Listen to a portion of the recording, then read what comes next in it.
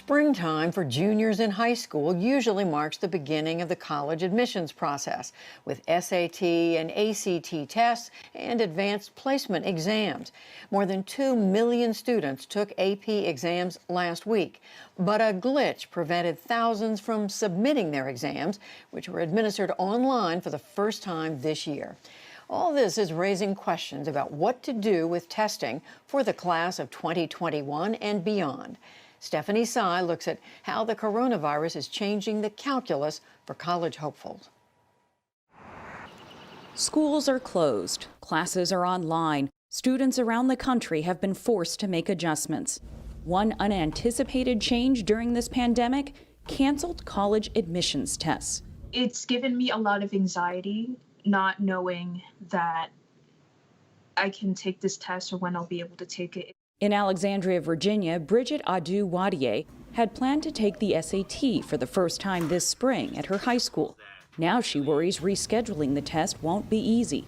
My family doesn't have a car, so figuring out public transportation and bus routes and train routes, especially when the testing location is in a different city several miles away, it's really complicated and the costs do add up. Annette Rooney from Salt Lake City was hoping to take the ACT a second time to improve on her score and have a better shot at top-tier schools. I am a person that likes to get things done ahead of time, and so I wanted to get my college applications done by the end of summer. And now that I don't have scores that I feel good about, it's like, when am I gonna be able to send in my applications? New SAT testing dates and sites have been added in the fall, according to David Coleman, CEO of the College Board, which administers the test. Many students today take the SAT during the spring, during the school day. That's about 700,000 students who missed that chance. We've also said if school doesn't reopen, that we will provide an SAT at home, just as we're providing the AP exams at home. The College Board redesigned its advanced placement tests so students could take them online this month. But critics argue that an online format for the APs and SATs will only exacerbate inequalities. David Coleman acknowledges the challenges. Some students have lost family members. Some students are in crowded homes. This is not a time to simply look at a measure and judge someone. It's only part of the puzzle. Tamir Harper founded the nonprofit Herb Ed in Philadelphia and says schools should stop relying on the SAT altogether. The test was not made for Black and brown students and students of lower economic status. It is 100% unfair. Do you view this pandemic in a way as a wake-up call to these institutions of higher learning to see the inequities that have been laid bare? I think it's highlighting inequities across the board, from healthcare to work, even to education. While it's very tragic, it's doing something that will hopefully change the way we look at education. Now, dozens of colleges and universities like Cornell, Williams, and the entire University of California system are going test optional for the first time.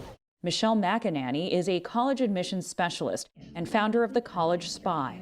A test optional admissions policy allows a student to apply to a college without submitting their ACT or SAT scores. The way that works is the college looks at the other parts of their application to evaluate whether they'd be a good fit for campus. She says going test optional can also be beneficial for the schools. They get a lot more applications. So then they reject more students because they have a certain number of places in the freshman class.